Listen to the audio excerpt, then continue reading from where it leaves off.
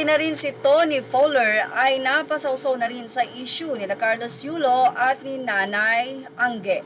Well, ang nasabi nga pong sikat na influencer ay nagbigay din ng kanyang komento o opinion hinggil dito. Aniya, kung mabuti kang anak, hindi mo ipagpapalit yung sarili mong nanay sa GF mo.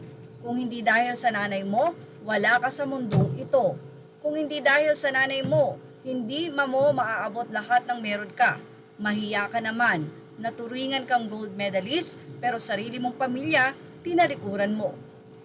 Well, kung si Tony Fowler nga ang nagsabi nito, ay tila medyo maaanghang ang salitang binitawan niya para sa gold medalist o double gold medalist sa Olympic na si Carlos Yulo.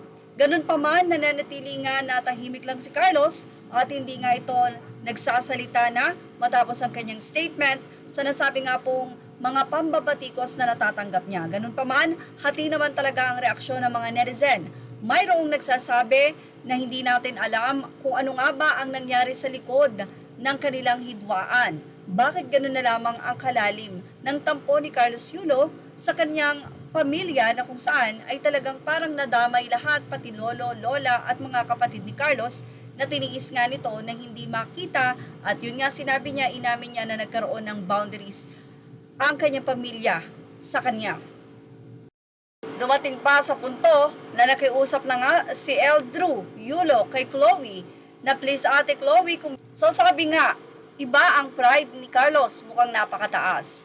Pero sabi nga natin, paulit-ulit na pupunta na nga si Carlo at dadalaw, pero ang inaantay ay kung yayakapin ba o magkakaroon na ba sila ng reconciliation ng kanyang ina.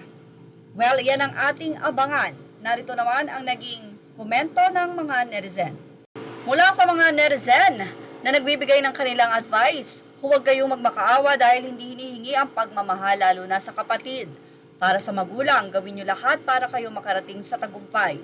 Nandyan na kayo sa sitwasyong namamalimos ng atensyon, ginawa nyo na lahat, tama na yon, okay na yon. God bless Eldrew and sa sister mo, praying your success in gymnast.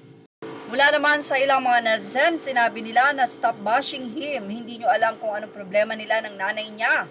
Tama, wala naman silang alam, mahilig makisawsaw. Correct? Paano mo hahangaan yung ganyang klaseng tao, pamilya iniwan, pinagpalit sa jowa?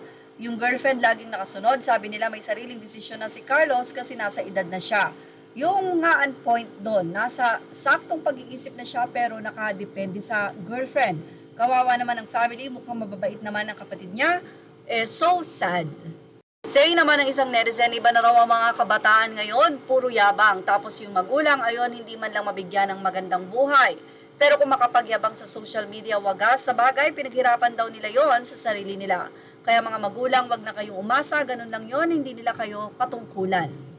Say naman ng ilang pang netizen, tama kahit anong pagkakamali ng isang ina at kahit pagbalik-balik ta rin pa ang mundo, nanay mo pa rin yan, kung di dahil sa nanay mo, hindi mo makukuha yung mga bagay na meron ka ngayon. Wala tayong alam kaya wag po sana tayong mangialam, ha. Pag talaga pera ang involved, wala kamag-anak, alam nyo lahat, hehehe, peace po tayo. Ang material na bagay na nawawala o nauubos, dapat laging magpakumbaba lalo na sa mga magulang. Panawagan naman ng isang netizen, Carl, ikaw na nga nagsabi na mataas talaga ang pride ng nanay mo. Balang araw, maiintindihan mo rin na hindi kailangang nagsusorry agad kahit na-offend ka. And take care of your mental health, anak. Dahil at your age, napakadelikado na ma-carried away ka ng situation. Sana merong tumulong sa mga batang kapatid ni Carlo na maintindihan nila ang situation. Napaka-vulnerable nila. Take care of the well-being of our future champions.